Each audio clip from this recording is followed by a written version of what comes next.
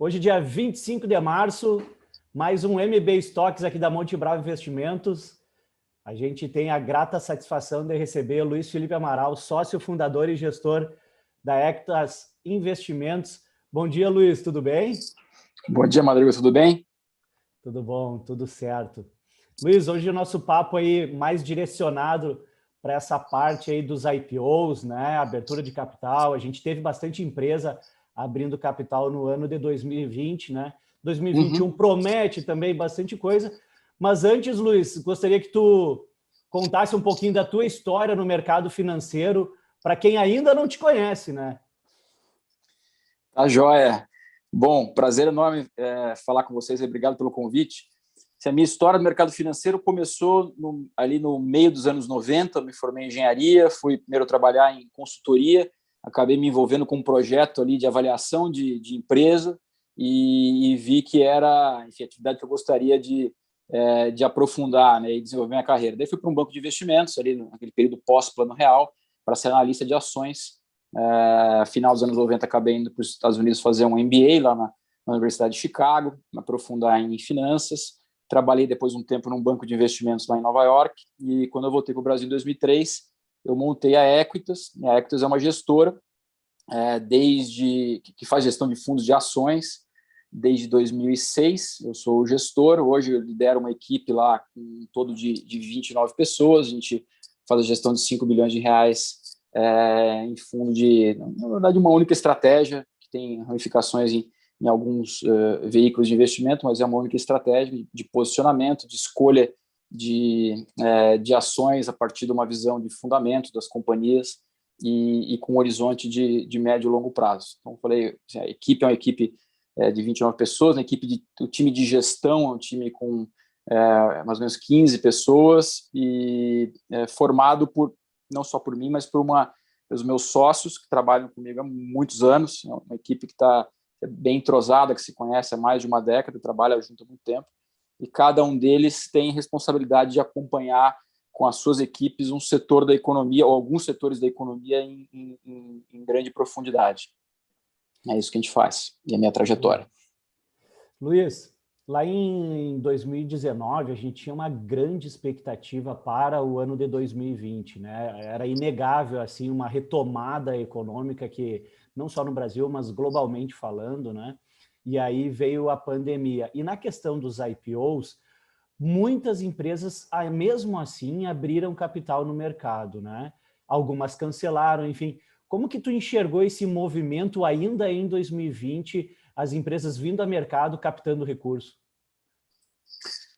O ano 2020 foi um ano de surpresas, né? Grandes surpresas. Eu já estava vendo até um outro gestor dando uma entrevista, não me lembro onde, mas ele comentando, se você pegasse assim, o jornal do final do ano, né, e tentasse adivinhar o que aconteceu com o mercado, você provavelmente, sem ter a notícia de preço, você erraria, né? Porque realmente foi um ano de muita mudança dramática, com impacto profundo dessa pandemia, né, no mundo inteiro, e ainda assim os mercados acabaram se recuperando, foram bem, e teve um ambiente bom para IPOs, não só no Brasil, fora também, teve um desempenho muito robusto desse mercado de IPOs.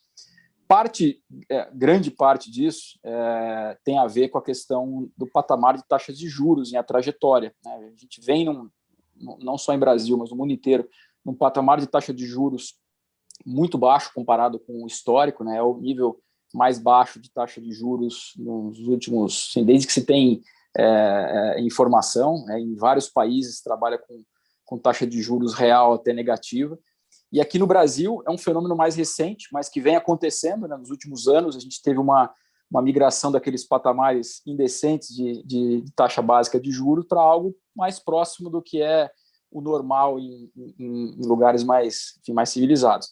E aí isso tem uma consequência direta para o mercado de capitais, né? É o desenvolvimento do mercado de capitais, que aqui no Brasil nunca pôde se desenvolver em função da competição com os juros. A gente tinha um mercado de ações que era super atrofiado, com pouquíssimas empresas com capital aberto, assim, até com quem investia na bolsa querendo ter formar um portfólio diversificado, de setores que representam o PIB, tinha uma dificuldade muito grande de fazer isso, né? Porque quando eu comecei, por exemplo, eram pouquíssimos, né? Você tinha mais ou menos 70% do Ibovespa era formado pela Telebrás e suas subsidiárias, né? Depois a gente passou por um período onde ganhou, ali no começo dos anos 2000, ganhou muita relevância as commodities, né? Petrobras, Vale, e os bancos vieram também ganhando espaço. Então, a gente veio ao longo do tempo melhorando essa composição, mas ainda é super concentrado. A gente tem 30 e tantos por cento de commodities na composição do Ibovespa, quase 20% dos grandes bancos, assim, é muito concentrado. Então, com essa redução de taxa de juros, a gente abre espaço aqui para novas empresas, para esse mercado de IPOs, o que é, enfim, bem positivo. O somatório do resultado em 2020, excluindo, vamos dizer assim, local web, porque a local web foi um destaque assim positivo muito relevante, né, Luiz? Mas o restante das empresas não veio assim com um resultado tão interessante. Vocês costumam fazer um trabalho como é que é o trabalho de vocês para tomar a decisão? Ó, esse IPO eu vou entrar, esse aqui a gente não vai entrar. Mais ou menos como é que vocês fazem essa divisão? É setorial? É pelos múltiplos da empresa mesmo?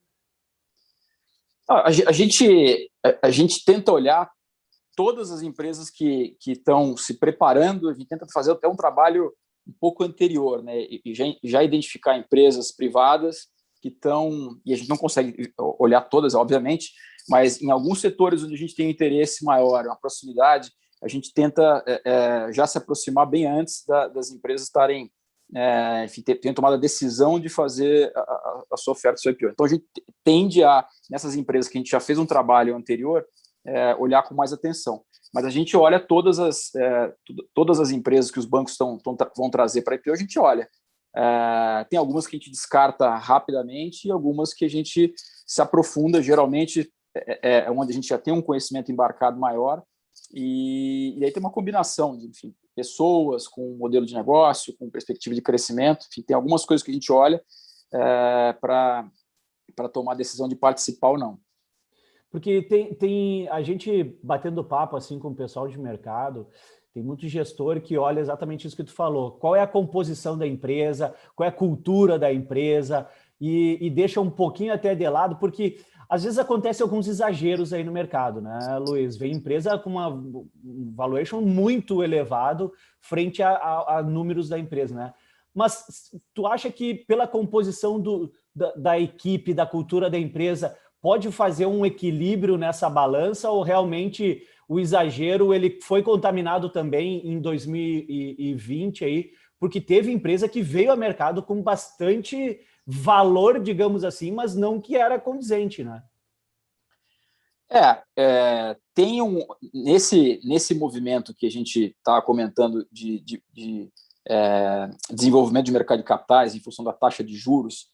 Se ele acontece muito rápido, na queda de taxa de juros muito rápido, a demanda por ações ela cresce muito, né? E se a oferta não responder adequadamente, se gera aqui um sentimento de escassez, né? E acaba inflando o preço das ações. Então, e isso acaba refletindo também no mercado de IPOs. Quer dizer, essa demanda que veio por ações, tanto de investidores institucionais, quanto principalmente investidor pessoa física, fenômeno do Brasil, mas nos Estados Unidos também, por ações em geral, ele é muito propício para se aumentar a oferta de ações diferentes. Mas as velocidades são diferentes, né? Às vezes, quando a demanda se aquece demais, a oferta não consegue responder com a mesma velocidade, e você gera aqueles momentos de exagero, onde os preços acabam sendo inflados, mas as coisas se ajustam, né? Isso é questão momentânea, não é algo que eu vejo como estrutural, como sendo se perpetuando ao longo do tempo. E a gente viu alguns momentos assim de euforia muito curtos, né? Teve o investidor, às vezes, olha um IPO, um ou dois que foram muito bem. Por exemplo, no caso, no final do ano passado, teve o caso da Melius e da Enjoei, que foram assim, um desempenho espetacular. Daí, já me animei aqui, já vi que a IPO é bom, então eu quero participar. E daí já começa a sair. Assim, o que vem na sequência sai como o caso, por exemplo, da Mosaico, que foi inclusive a gente participou.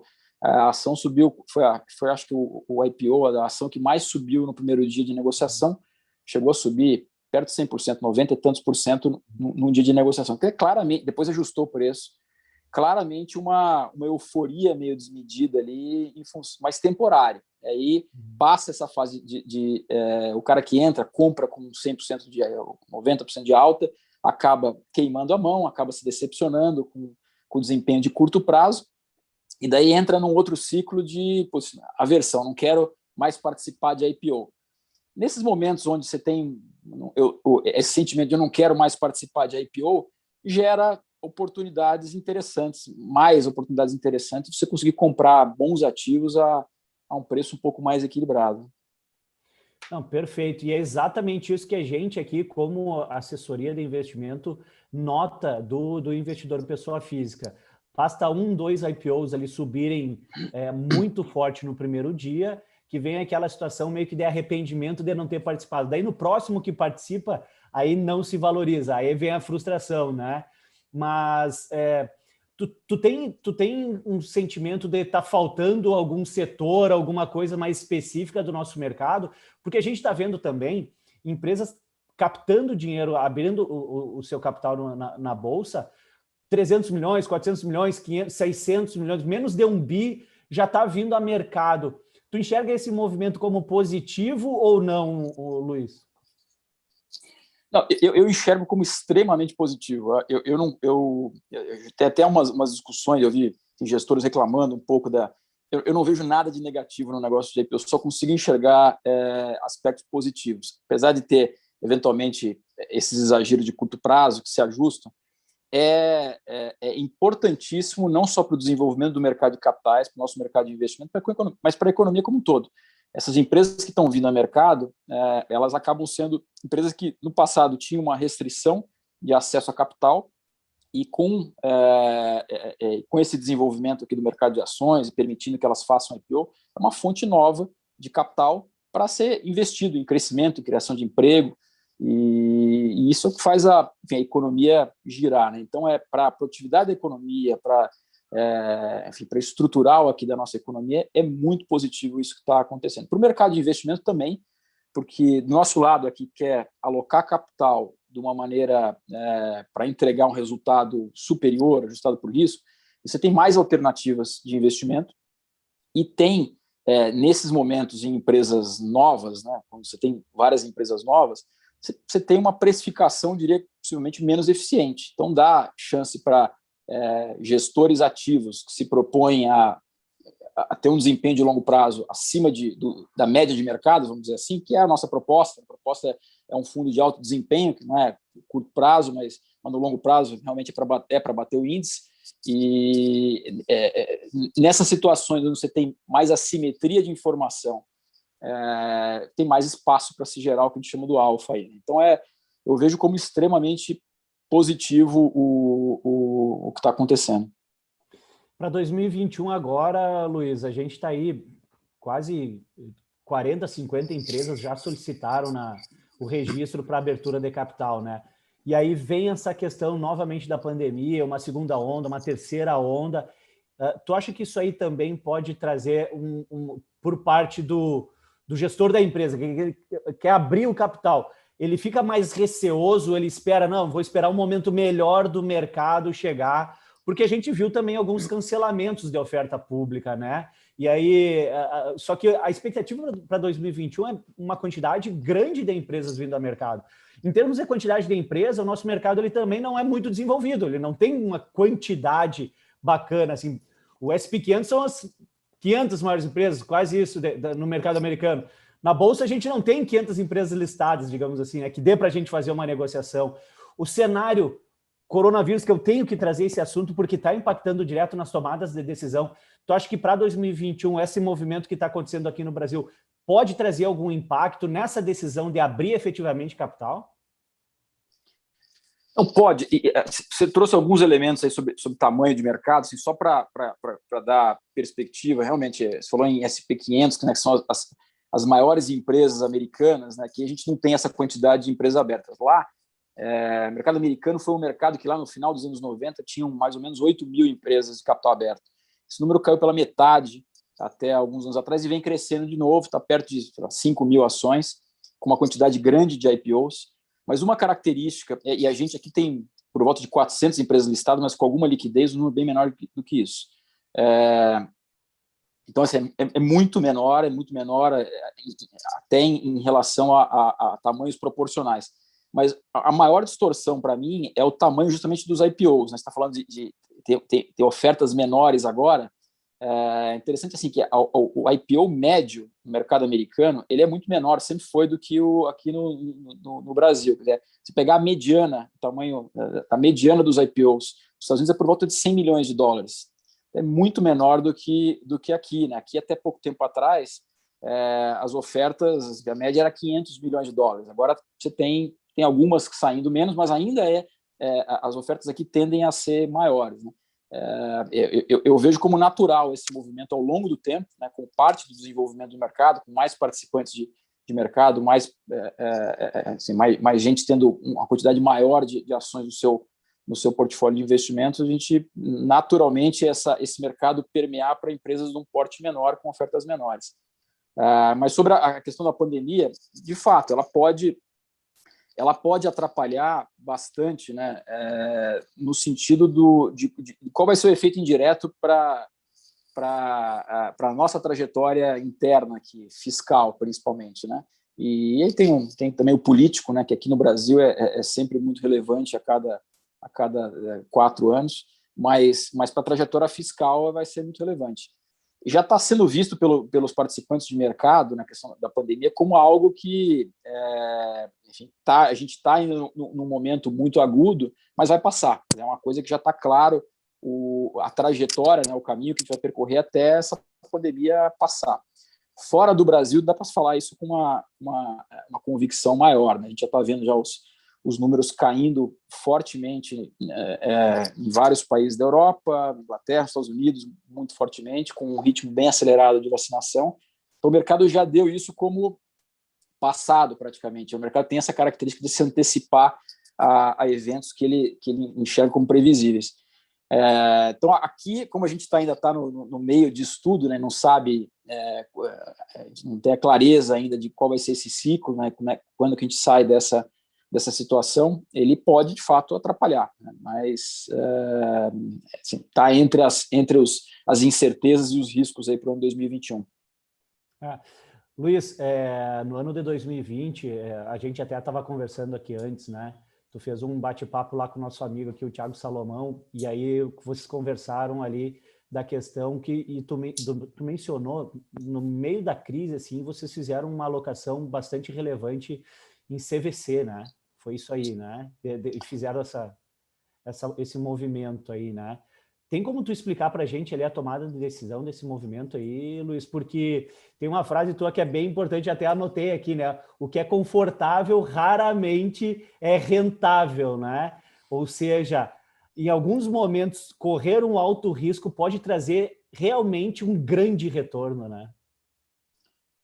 Então, eu comentei ali, a gente se propõe a ser uma casa para entregar não simplesmente um portfólio de entregar a média de mercado. Acho que o investidor tem condição de ter, se buscar simplesmente uma exposição à bolsa e acompanhar o movimento médio do mercado, ele tem maneiras mais eficientes e mais baratas de fazer isso, né, do que investir no nosso fundo. Nosso fundo é, de fato, voltado para quem tem, primeiro, uma orientação de longo prazo, para aquele componente dos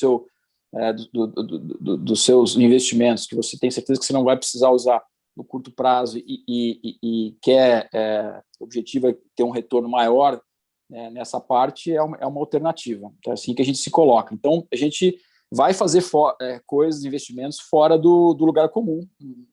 Isso foi assim que a gente construiu nossa trajetória e a gente é assim que vai ser. No caso do CVC, só uma questão, que você falou que a gente fez uma alocação muito relevante. Ela foi uma alocação relevante em termos de participação na empresa, porque a empresa caiu, perdeu muito valor, ela passou de 5% do capital da empresa, então ela foi divulgada.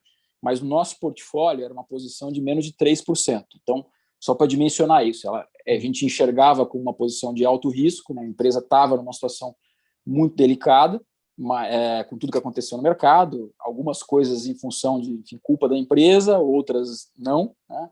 Mas estava numa situação difícil, e a gente fez uma posição que a gente acreditava que estava bem dimensionada, no tamanho correto para esse perfil de risco. Por que a gente fez o investimento? Primeiro que a gente conhecia, a gente acompanha a CVC há muitos anos, desde a abertura de capital dela. A gente acabou investindo nela algum tempo depois da abertura de capital e ficou investido por quase 4 anos. E tinha saído dessa posição no final de 2018, depois de uma percepção de que o crescimento da companhia tinha sido feito em cima de aquisições que traziam um economics pior, uma qualidade um pouco fora do que era o negócio central da empresa, que é o negócio de varejo. Fizeram muitas aquisições ali no negócio de business, né, onde tem menos vantagem competitiva, onde você tem um uso maior de capital de giro, onde o retorno sobre o capital empregado é menor. Fez bastante disso com um nível de integração que a gente tinha um certo desconforto. A empresa cresceu demais, cresceu assim, diluindo o que eram os aspectos principais da empresa, e a ação tinha se valorizado bastante, tinha uma mudança também de gestão. A gente via vários pontos de risco aqui, incerteza, com uma ação que tinha se apreciado muito. Foi essa a razão para sair. Depois que a gente saiu, a empresa passou por 1 ano e pouco aí de uma tempestade perfeita, né? Teve a quebra da Avianca, né, que era um parceiro para eles, foi relevante para eles isso. Impacto, teve derramamento de óleo nas praias do Nordeste, que são destinos deles lá, então teve um prejuízo aí em função disso também. Teve depois uma incerteza em relação à contabilidade da empresa, que prejudicou também a percepção dos investidores. E depois teve, no final das contas, aí o dólar subindo, que é muito ruim para eles, porque vendem também pacotes para internacional, e aí veio a pandemia, né? Então, a pá de cal, vamos dizer assim. Por que a gente investiu? Porque a empresa passou por uma transformação de gestão. A gente tem um conforto muito grande com o time novo de gestão. Conheço o trabalho do CEO, que foi apontado há 20 anos. Já acompanhei ele em vários períodos dele, na trajetória profissional dele em outras empresas, algumas que a gente não investiu, mas acompanhou muito bem o trabalho e tinha uma visão muito positiva, não só sobre a pessoa, a capacidade de implementação, mas em relação aos skills que ele tem, que a gente acha que são muito aderentes ao que a empresa precisa. E a empresa líder do setor, ela vai ter que reconstruir a operação dela depois que a pandemia passar, né? Tá nessa fase de reconstrução, né? A empresa parou do zero e depois volta a operar, mas ela parte de uma base de ativos que é irreplicável, que é uma rede enorme de pontos de venda, vendedores, marca forte, líder de mercado, e é um mercado que vai voltar, né? A questão dela conseguir atravessar isso com uma estrutura de capital que permita essa trajetória. A gente entrou para, inclusive, apoiar essa reformulação da estrutura de capital da empresa. Perfeito. E eu trouxe esse assunto justamente porque eu lembro desses dados, Luiz, mas a gente tem um turismo no Brasil bastante representativo, né? Agora, tu sente falta de algum setor vir a mercado, vir à bolsa, de ter mais alternativas para a gente fazer as alocações? Porque, por mais que você seja do varejo, ela é muito voltada para o turismo, e a gente não tem alternativas nesse segmento, por exemplo, sendo que o Brasil é um país com o turismo muito relevante na economia, né?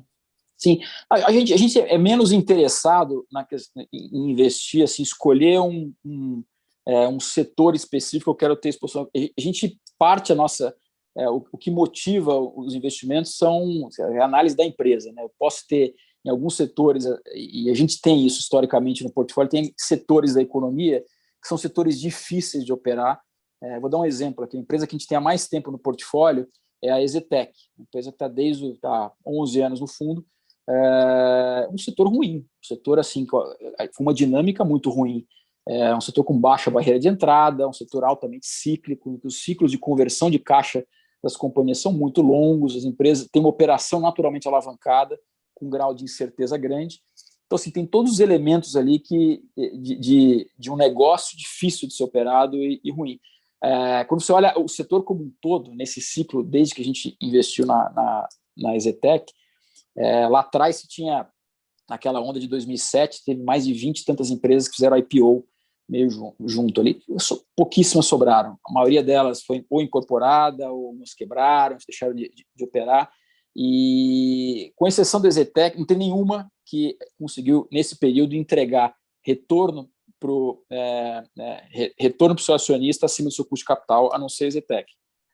Teve fora o Baixa Renda. Baixa Renda teve aqui, tem o caso da MRV que fez isso, mas a MRV e a Exetec no segmento dela. O resto operou melhor, entregou o custo de capital. A grande maioria destruiu o valor para o acionista. Então, assim, tem todos os elementos de um setor que a gente não quer investir, né?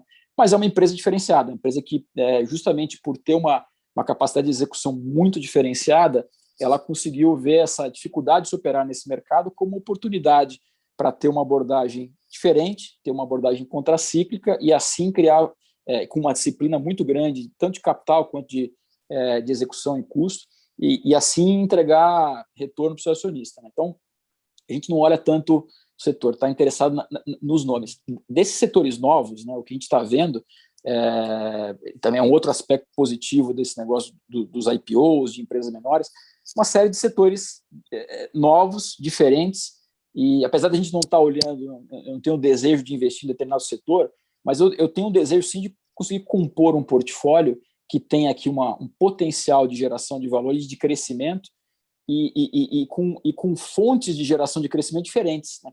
Eu consigo, assim, ter um portfólio diversificado na origem do risco dele, né? Eu posso me enganar comprando, sei lá, 10 empresas de varejo e achar que eu estou com um portfólio diversificado. Pode ser nomes diferentes, mas tem ali a origem de risco muito semelhante. Se eu conseguir investir no setor dar exemplo, no setor de serviço para a indústria de petróleo, no caso da Ocean Pack, que foi um nome que a gente investiu agora recentemente, é um nome de mídia, que é Eletromídia. A gente fez a ancoragem desse IPO agora recentemente. É um setor novo na Bolsa. Tecnologia, tem poucos. Esse sim é um setor que a gente acha que precisa ter mais empresas, e a gente tem interesse em investir nisso. Tem um time dedicado para olhar tecnologia. A gente veio construindo isso ao longo do tempo. Montamos uma operação de venture capital dentro da Ectos, justamente porque tem uma visão aqui de que tem uma inteligência que a gente precisa desenvolver dentro de casa muito maior do que tinha historicamente em relação a essas transformações que estão acontecendo no ambiente de tecnologia nas empresas. Então, nesse setor, sim, né? Não dá para chamar a tecnologia como um setor, mas empresas com conteúdo de tecnologia de setores dos mais variados. Logística, a gente fez um investimento na Sequoia, que também é um setor que não tinha grandes representantes. Tratamento de resíduos, né? Um setor completamente diferente do que você imaginaria. Assim, eu não listaria, né, como um setor atraente, mas com uma dinâmica muito favorável, altamente informal, fragmentado, com pouca gente profissionalizada, com um potencial de multiplicar o tamanho da operação da Horizon várias vezes, né? Enfim, tem toda uma dinâmica muito interessante ali por trás dessa empresa nesse setor. Só mostra, né, Luiz, o tamanho da oportunidade que tem no Brasil aí em termos de quantidade de empresas, de setores, segmentos. A gente não pode deixar passar essas oportunidades aí, e os gestores das empresas aí também olharem para essa questão da abertura de capital, né? Porque é uma oportunidade de desenvolvimento, bem como tu falou, desenvolver o nosso mercado fortemente. E são nesses momentos de crise que geram essas oportunidades realmente de uma virada de chave, de um grande desenvolvimento, né? É mais ou menos por aí que vocês imaginam também, que vocês pensam também, Luiz? Por aí, assim, mas aí voltando àquela história que você falou dos exageros lá atrás. Hoje, você falou, os empresários têm que olhar. Eu te garanto que não tem um empresário que tem uma companhia que não esteja olhando e com algum plano do que ele achou que até pouco tempo atrás era impensável para a empresa dele, dado o tamanho, dado o setor, fazer abertura de capital. Hoje é uma possibilidade real. Então, está todo mundo com um plano. E aí vem muita coisa. Aí vem coisas. A gente tem que realmente conseguir separar o joio do trigo, que tem, inclusive, situações que a gente vê. Assim, tem um mercado privado de investimento em participações em equity, né? de private equity, de venture capital. O que a gente está vendo agora tem algumas situações onde empresas estão conseguindo acessar o mercado público, né, o investidor público, em termos em valuations muito mais altos do que no mercado privado. Então, tem umas certas distorções aí que a gente tem conseguido aí para... A abordagem que a gente tem aqui é de bastante cautela e bastante seletividade, né? Eu não me lançaria a investir em IPOs de forma discriminada simplesmente pela essa visão positiva que eu tenho do momento de desenvolvimento do mercado de capitais. É, de fato, um momento que a empresa vem, né? Você imagina a situação, o empresário sempre lidou com uma situação ali de restrição de capital. De repente, ele viu aqui uma oportunidade de abrir capital, vender participação para investidores e tal, contrata assessores para fazer isso, os bancos vão ser altamente bem remunerados naquele momento ali. Então, assim, vem para o investidor uma história muito bonita, né? Às vezes enfeitada demais, né? Então, tem que se fazer um trabalho aqui de aprofundar, de conseguir escolher bem, porque tem coisa ruim também no meio do caminho, né? E o mercado, o investidor que entra nesse momento, ele não tem a baliza de preço, né, que é importante. A sinalização de uma empresa que está há muitos anos no mercado, você conta pelo menos com uma base ali de investidores institucionais, ativos, né, gente que tem, equipe que nem a gente. Eu tenho lá uma equipe, um monte de gente especializada fazendo análise, aprofundando, coletando dados, fazendo checagem de informações. Então, isso acaba dando para empresas que a gente investe, e outros também fundos fazem isso, um lastro ali de percepção de valor, de precificação, que é importante para o investidor pessoa física também. Quando você entra no IPO, você não tem muito desse histórico, desse lastro, né? Então, você pode estar, se for fazer isso de forma indiscriminada, pagando ou caro demais ou entrando em histórias meio furadas aí. Então, de um lado oportunidade, do outro risco também, né? Só fazer o clichê. E desse lado aqui, a gente tem a grata satisfação de poder conversar com vocês que estão monitorando todos esses dados, essas informações, e a gente poder fazer esse bate-papo até nessa intuição assim de realmente educação financeira, que não é simplesmente estar abrindo capital. Existem dados, existem números que são avaliados, o mercado em si, principalmente as assets, as gestoras, vocês estão totalmente de olho nisso aí para, isso aqui está muito caro, isso aqui não vale isso, então não está valendo a pena, não está muito elevado. Aí não faz a entrada, né, Luiz? Então tem esse movimento de desenvolvimento como um todo desse mercado financeiro que está sendo sensacional, número de pessoas físicas explodindo em negociação aí na Bolsa, muito aquém daquilo que a gente ainda pode chegar, né? A grande verdade também é essa, né?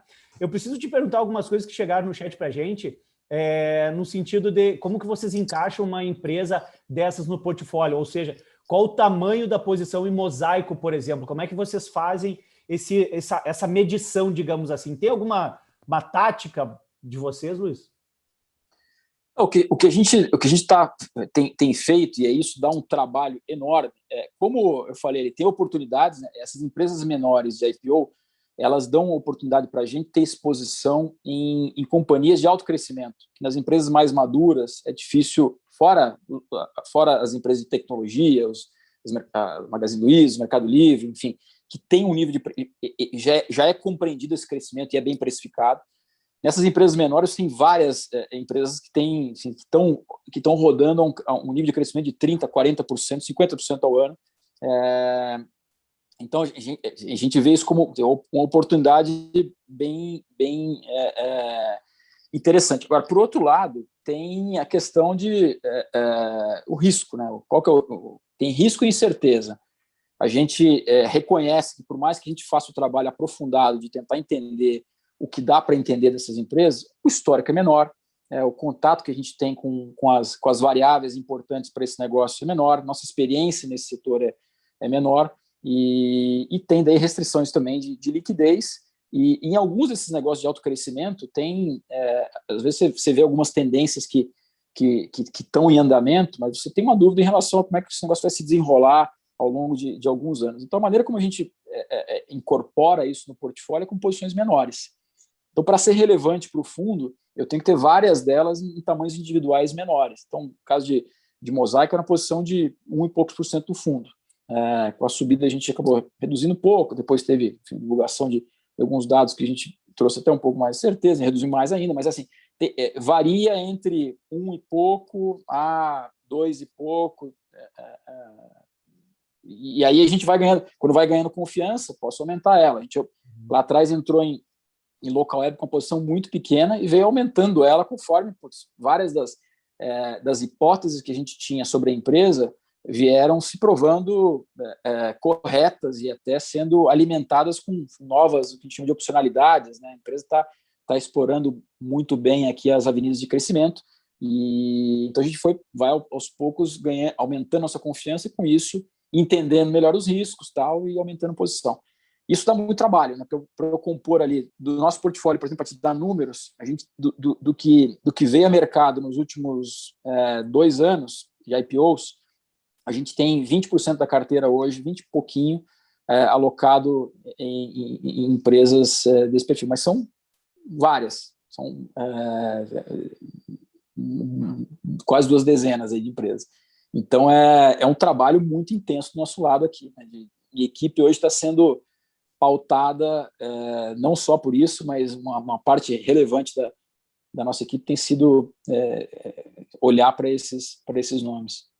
Acho que tu respondeu, chegou uma pergunta aqui para a gente sobre a questão da filosofia de longo prazo na parte da gestão, mas se precisar fazer um movimento pontual de curto prazo, vocês não têm receio também não, né Luiz? Faz esse movimento naturalmente. Como que vocês enxergam isso?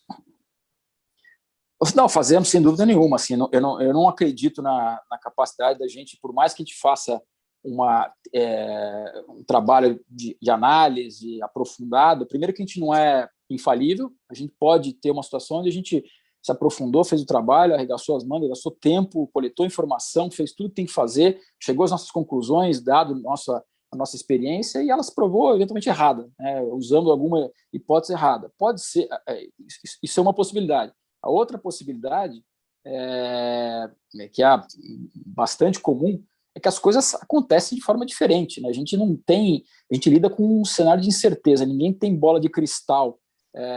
Você imaginar investimento de longo prazo, imagina, quero ter o investimento que eu falei aqui de Ezetec, né? Tem há 11 anos. Não é que eu lá atrás eu enxerguei o que ia acontecer, que a gente ia eleger a Dilma, que a Dilma ia fazer o que fez, que lá atrás uma perspectiva que tinha era de um avanço quase que contínuo do mercado de crédito imobiliário, de uma redução do déficit imobiliário. Isso é muito difícil ver tudo que aconteceu, o impacto que teria nos setores e a dinâmica competitiva também, né? Como é que a gente tem, assim, tem uma capacidade de entender bem a dinâmica concorrencial do setor, tenta se aprofundar no que são os diferenciais competitivos das empresas, as características, qual que é, enfim, isso está na execução, está no time, está na marca, está na distribuição da companhia, está na escala, e entendendo esses elementos, a gente consegue, enfim, ter uma boa visão do que deve acontecer nos próximos, sei lá, 2, 3 anos, né? A gente investe sempre forma uma visão de 3 a 5 anos. Agora, o tempo inteiro a gente está reavaliando e coletando dados para checar as nossas hipóteses, aquilo lá que a gente... Como é que tá indo? Tem uma tese, Via Varejo, foi um nome novo que a gente entrou ano passado, né? Não entrou porque acha que a história Via Varejo é 30, é 20, não é isso, né? Que a gente estava já acompanhando há um bom tempo um desenvolvimento interno da empresa do lado digital. Começou a aparecer algumas coisas para a gente que sugeriam um avanço, e a gente vem desde então num trabalho de checagem dia a dia do que tem de informação dentro da empresa. E se alguma coisa mudar, ou porque mudou o mercado, porque mudou a situação concorrencial, ou porque mudou na empresa, a gente não tem problema nenhum de tirar. Ou porque a gente chegou à conclusão que erramos. Fizemos uma análise, devíamos ter dado um peso maior para determinado elemento de risco e saímos da posição. Quer dizer, a pior coisa para um gestor é se amarrar, estar comprometido com o erro, né? E a gente tenta, né, não fazer isso. Adaptação é fundamental nesse nosso negócio, né, Luiz? Adaptação e aprendizado. Adaptação e aprendizado contínuo, né? Não tem histórias de... Eu vejo muito... Hoje tem até uma matéria do editor do Valor falando comentário lá sobre Warren Buffett, né? tem muito na cabeça das pessoas que, putz, Warren Buffett é um cara que está há 50 anos no mercado de investimentos e ele aplica isso com consistência há 50 anos. Nossa, isso é um entendimento muito raso e é meio juvenil até do que é o Warren Buffett. Warren Buffett é uma história de aprendizado e adaptação contínua. Essa é que é a história, o brilhantismo dele como investidor. E ele faz muito bem o trabalho de comunicação, né? Então tem umas frases de efeito, umas lacrações assim que pegam muito. Mas algumas dessas dele, inclusive, ele já se contradiz. Ele não tem nem compromisso com as eventuais lacrações dele. A gente viu, que acompanha ao longo da história, vários exemplos desses. Então, é isso. É adaptação e aprendizado contínuo. Perfeito. Luiz, minutos finais aqui, eu queria que tu comentasse um pouco mais da Equitas Investimentos, os fundos, como é que está as alocações, os fundos que vocês têm disponíveis, tem fundo fechado, todos estão abertos, como que faz o contato, o site, por favor, Luiz.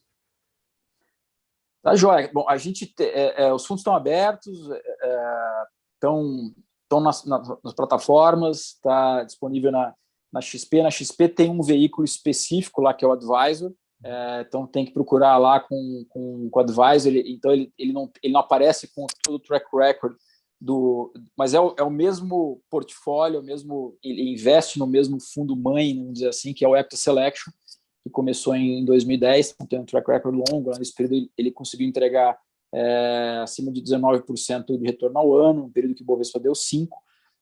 É uma visão, como eu falei, de médio e longo prazo, de alta performance, que vai passar por momentos. Ano passado foi um ano ruim de performance para a gente, já passamos por vários momentos no passado também em que a gente perdeu do Bovespa e teve resultado ruim, e isso é normal na trajetória. Mas o filme é de uma performance destacada.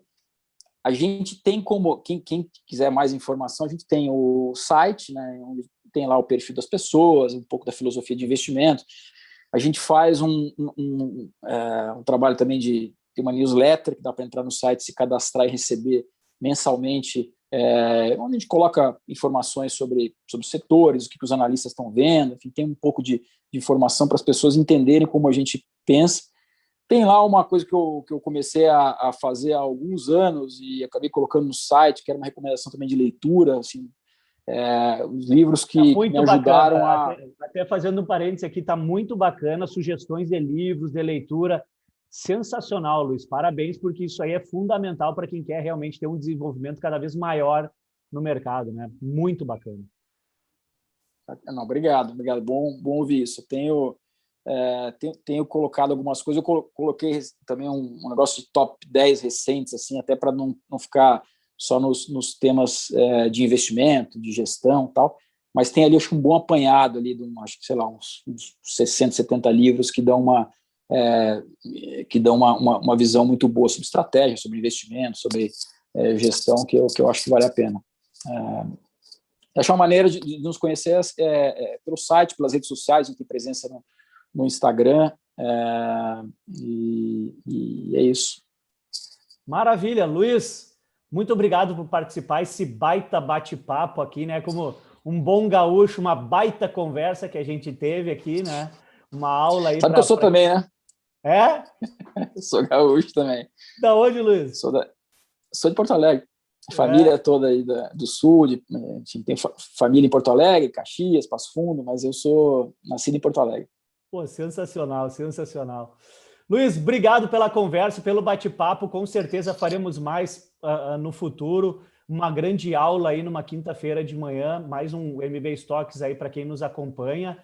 Desejo para ti um excelente dia de trabalho, bons negócios. Um recado final, por favor. Muito obrigado, Madruga, pelo convite, por esse bate-papo.